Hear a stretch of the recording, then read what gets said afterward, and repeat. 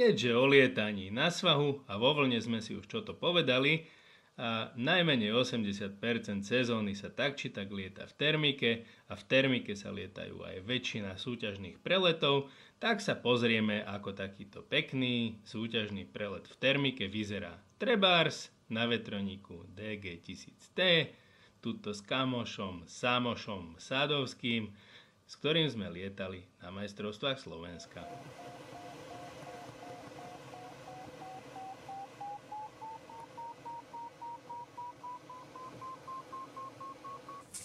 Dneska si okrem iného povieme, ako sa letí taký štandardný task na súťaži v termike. V termike sa lieta približne 80% sezóny, lebo svah a vlna, ktoré sme si už ukázali, to je väčšinou taká zimná alebo jesenná zabavka, ale od takého apríla do konca septembra, povedzme v našich končinách, sa lieta najmä v termike. A v termike sa lieta aj na súťažiach. Ako hovoria piloti znali problematiky, niekedy sa lietať nedá, ale súťažiť sa musí. A na súťaži práve preto niekedy budete lietať vo fantastických a famóznych počasiach a niekedy aj v takých, že aj vrany chodia pešo. Na súťaži si jednoducho nevyberiete. Ako sa hovorí, musia sa predať vleky a preto do vzduchu jednoducho musíme. Akýkoľvek deň.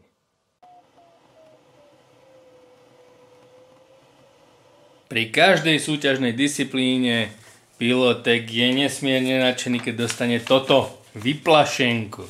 Je tam na papíri ukázaná trať, ktorá sa bude v ten deň letieť. Toto je reálna vyplašenka z majstrovstiev Slovenska, kde kombi trieda v tento deň letela 400 km task na pevné, pol-kilometrové otočky so štartom plastika. Potom sa letelo na Makov, Šúrany, Hontianske Nemce a domov do Nitry. Čiže tá trať mala vyzerať približne takto. Hore, dole, sem, tuto a domov. V reáli to bolo veľmi zábavné. O tom si povieme. Keď prídu vlečné lietadlá a pomocníci pozapínajú háčiky a nastanú hromadné štarty, celá súťažná zábava môže začať. Ale naozaj začne až potom, čo sa otvorí štartová páska, a to je 20 minút po štarte posledného pretekára v triede. Ako sme si už povedali, letieť sa niekedy podarí vo vynikajúcom počasí, niekedy v takom strednom a niekedy to môže skončiť úplne všelijako a človek je rád, keď doletí disciplínu a neskončí v roli.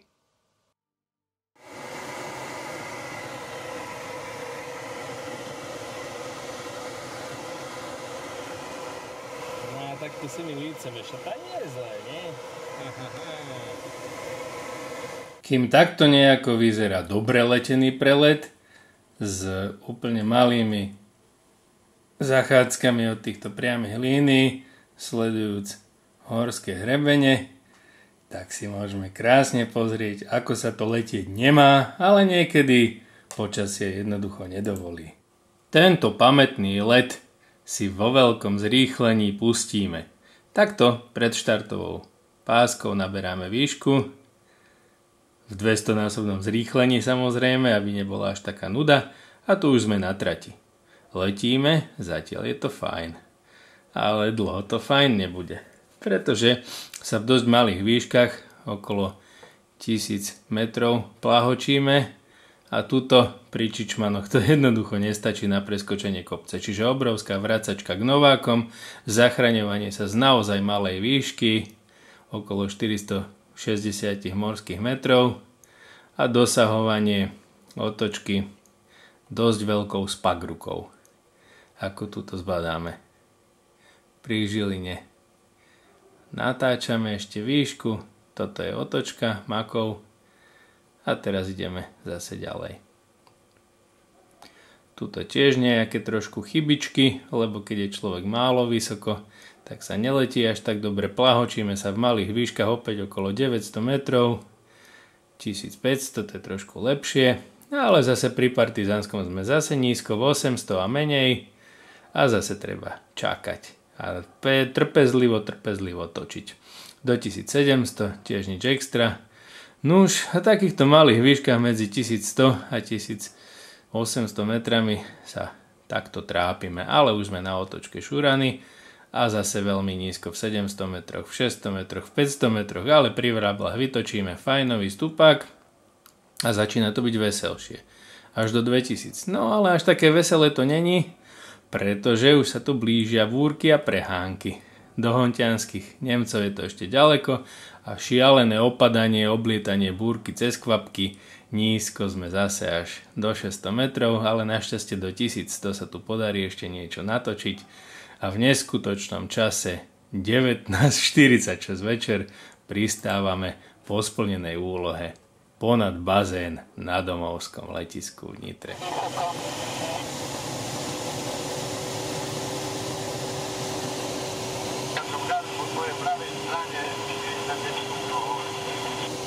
Dámy a páni, vážení diváci, bratia a sestry, súdružky a súdruhovia. Letíme nádherne, úlohu po pičovku, po zdvihnutí sa z Baňanovaky 90 metrov nad zemou a menej. A do rádia nám rozprávajú sami geniálni ľudoví zabávači. A bavíme ešte, tata, nie? Ohoho!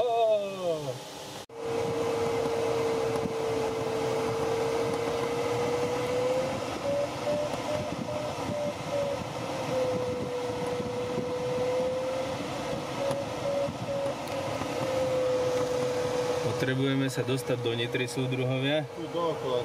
To ešte ono. No takto nejako, hej. To je to srandovné, lebo doprava, samozrejme. No a one, ešte nás čaká zábava, uvidíme. Ale to tu peknúčke. Tu si môžeme pozrieť aj zúfalý výškový profil daného letu.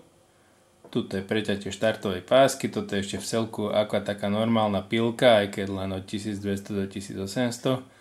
Ale potom klesáme, zachraňujeme sa čosi na 400 metrov, to som možno ešte aj veľa povedal tam.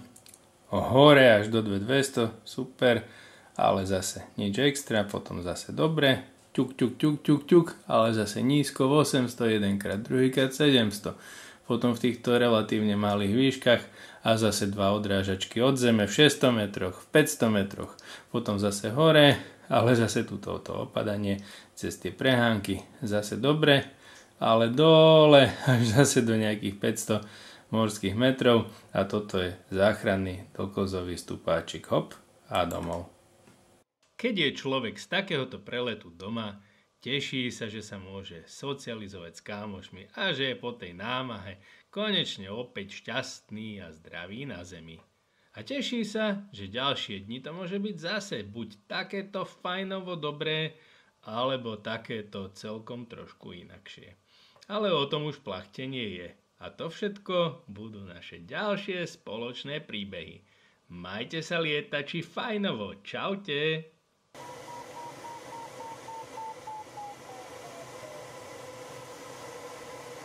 Ešte kúsok doprava. Dobre, takto.